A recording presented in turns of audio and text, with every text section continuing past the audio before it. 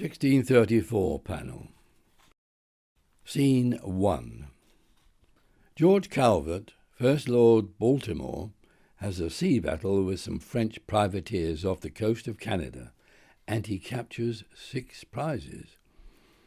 He is the proprietor of a settlement in Avalon in Newfoundland, but he and his colonists find the climate cold and inhospitable, and so they abandon it and return to England.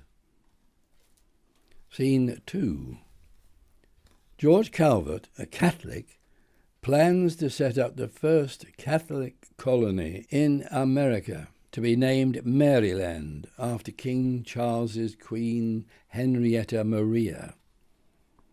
However, he dies on the 15th of April 1632, so the royal charter is given to his son Cecilius Calvert, who now becomes the 2nd Lord Baltimore.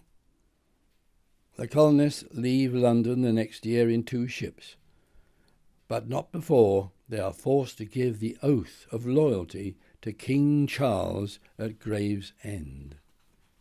Scene 3.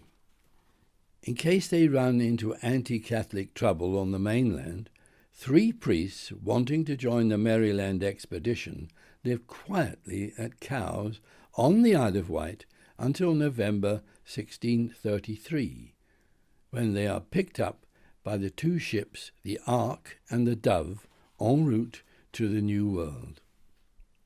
Scene 4.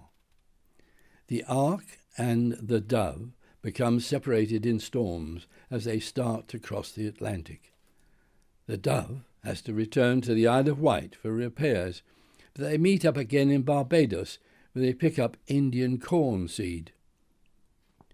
Next stop is Jamestown, Virginia, where Leonard Calvert gives Governor Harvey the mail from the king, and the Maryland colonists are given advice on the best places to plant their new settlement further up the coast. Scene 5. The Maryland settlers finally reach their destination, coming ashore at St. Clement's Island up the Potomac River on March the 15th. Disaster strikes when the shallop containing much of their washing overturns in the river, and the clothes and linen are lost. However, their relations with the local Indians are good, and the Yomokomikos tribe sell half their village to the English and promise to pass on the other half next year.